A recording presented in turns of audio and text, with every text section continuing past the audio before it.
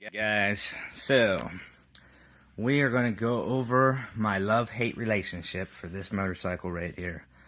The Husqvarna Terra tr650.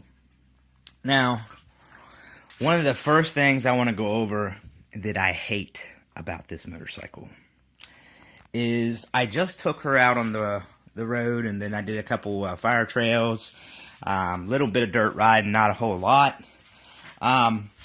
But to tell you the truth, I mean, I'm going to sell it now. I really am. I am very upset with her performance on dirt. I've had her a little bit on the dirt before, and it hasn't been a big deal.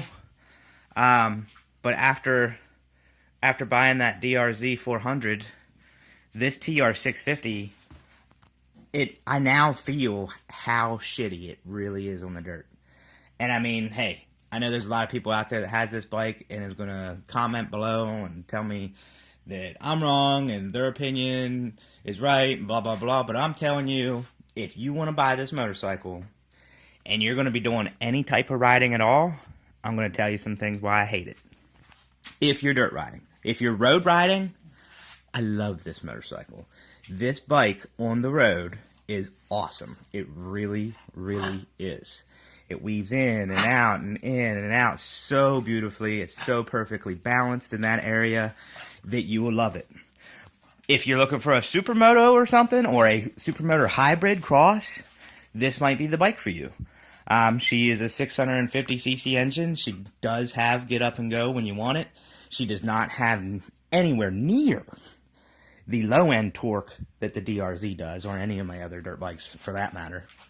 But for a regular road riding, she's perfect. She really is.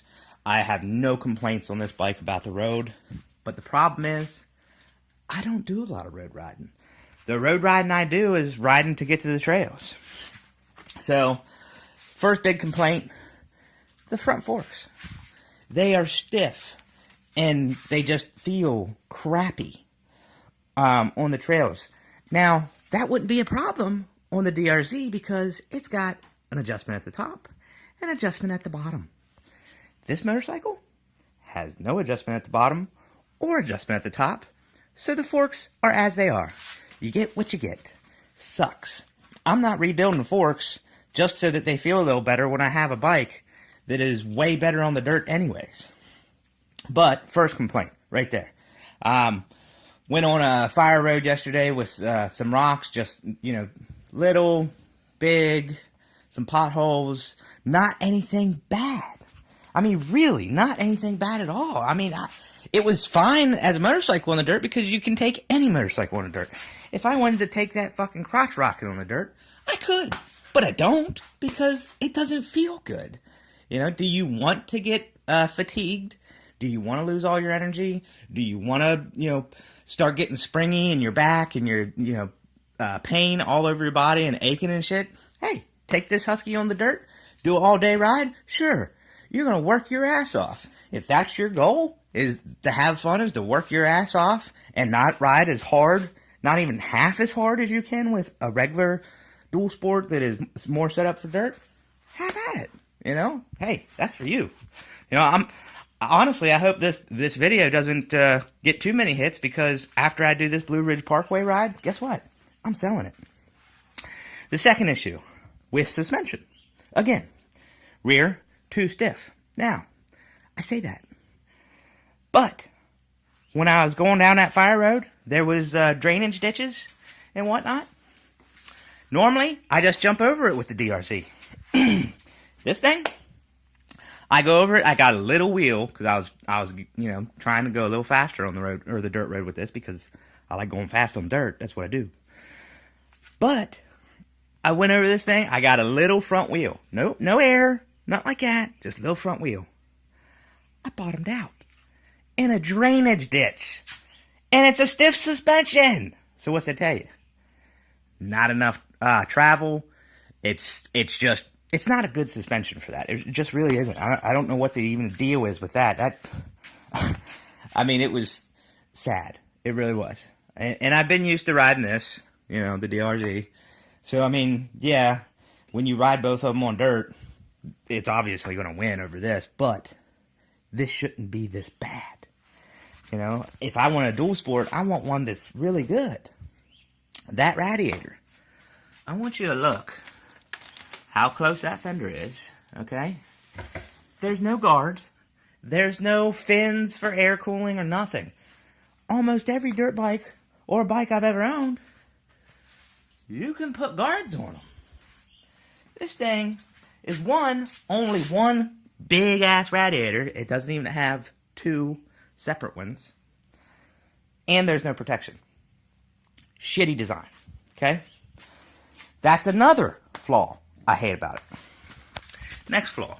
Down here. Where I bottom out. Okay? Yes. I got a bash plate for it. It's not on there right now. I actually feel like I just wasted $110 because I'm going to sell the damn thing. And I'd never taken on the dirt again just because it sucks. But there's no framing underneath. And if there's no framing underneath, when you bottom out, you know, you're going to hit the engine, the actual case, when you bottom out. How stupid is that? Now, luckily, when I bottomed out, it wasn't hard enough that it hurt the engine, because I stopped and checked, and then I checked when I got home. But if it's going to do that, you can't even really get any air on it or get anything fun out of it. Okay? Now, can I fix that a little bit? Yes. There's going to be people watching this video that says, I love my tr650 on the dirt, blah, blah, blah. Okay, fine. Good for you. Glad you're having fun. The rear shock is adjustable. Is it easy like this, where you have clicks in and out and a little screwdriver thing? Nope. Guess what you got to do? You got to take the big, kind of like a toothed nut.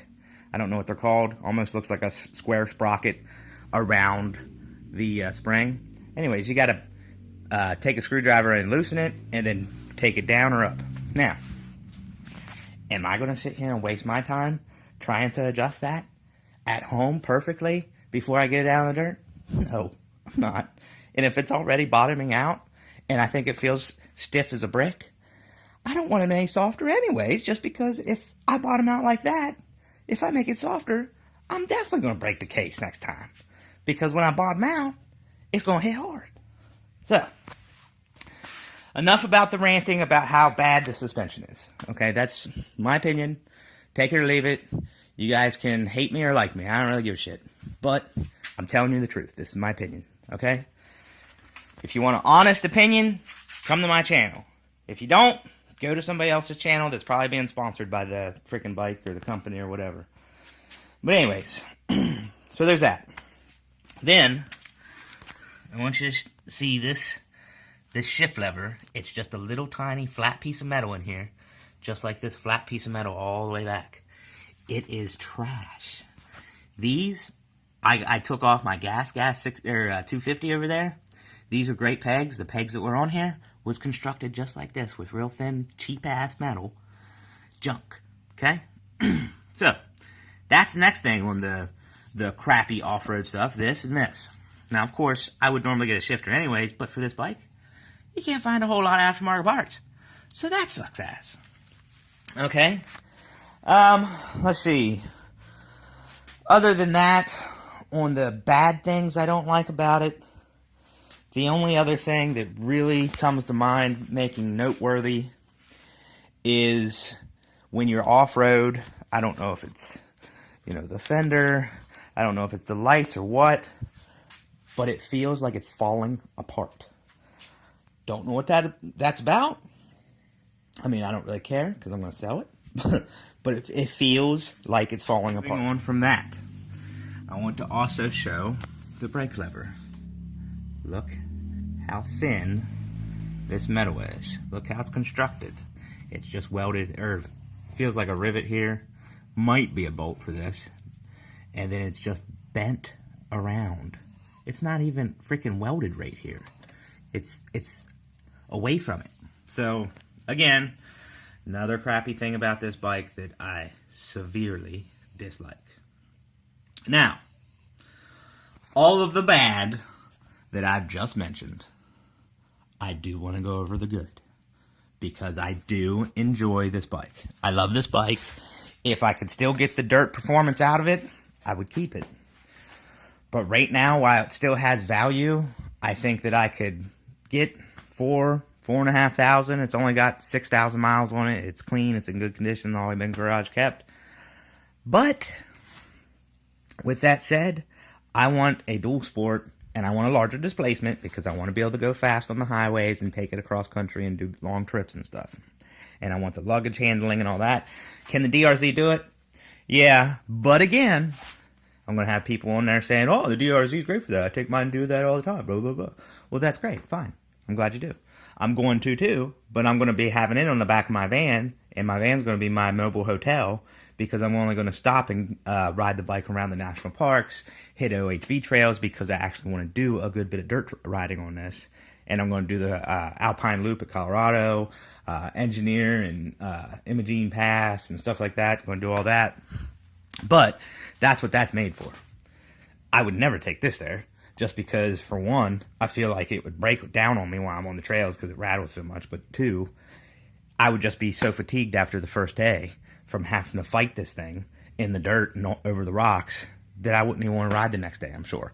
And I'm going to be in Colorado. I'm going to be 4 days in a row riding morning to night. So, beyond that, for a larger displacement, fuel injected, I do want to put that in there, fuel injected, 650, enduro bike. It's good on the road. That's it. If you're going to go on some fire roads, yeah, you'll be alright. You're going to be okay. I mean, you could even take this on the trails. I mean, you could. But like I said, it's heavy. It's not built well for that kind of riding. And you're going to end up basically getting stranded somewhere because you're going to put something through the radiator, or you're going to bust the case on the bottom if you don't have your bash plate. So anyways, the good things about it, wonderful on the road. It's magnificent.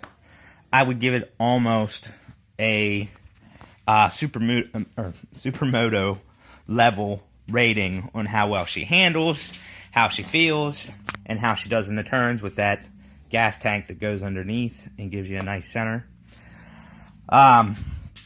With that being said, the gas tank is also larger than the DRZs. It doesn't look it. I don't know where the hell they're hiding it. I don't know if fuel's in here or what, but it's got like almost a 3.5 gallon tank, I think, and that has an aftermarket tank, and it's just over 3, I think, or just under 3. But other than that, I put this on there for a little more comfort. There's actually a memory foam pillow under here, but that works pretty good for comfort. Bug shield, you can make one of those out of a trash can from Dollar General. That's all that is a trash can. Works pretty good. Other than that, great bike for all those people that, if you are still watching and you own one of these and you're pissed off at me right now, then at least you know that I think it is a wonderful bike. I really do. I love this motorcycle. But I only love it on the road. And I like a motorcycle to get me there and then ride, and then get me home. And that's all I'm looking for. So this isn't for me. I am going to start looking at the KTM Enduro 690s. They weigh as much as the DRZ. They're a 690cc engine. Fuel injected. Cost a lot more than that. So that's why I'm going to try to sell this and get some money put towards it. I'm not going to buy it new. So hopefully I can almost trade up on it. Enduro 690 or a Husqvarna 701, because I love Huskies. I do. I really do. I love Husqvarnas. I'd love to try out the 701 Husqvarna dual sport because it is also more suited for dirt. And depending on which one I get, will be depending on which next review I'll be doing. But I'm going to take this down to the Blue Ridge Parkway. Got about a 2,000 plus mile ride coming up. And this girl right here, the Husky 650, she'll do great on that because literally I don't think I'm going to hit any trails except for a few fire roads, which aren't a big deal at all. So I'll get that bash plate on there just in case for the fire roads. But all in all, she's a good bike, just not for trail riding. Again, if you want a trail ride, do not buy the tr650. If you're looking to get one of these and you want something that's kind of like a supermoto, but then will go on fire roads a little better than a supermoto, this might be your girl. But other than that, don't get her. I mean, seriously. You're not going to be happy on the trails with her. If you have ever had a dirt bike, she will not feel like that for you.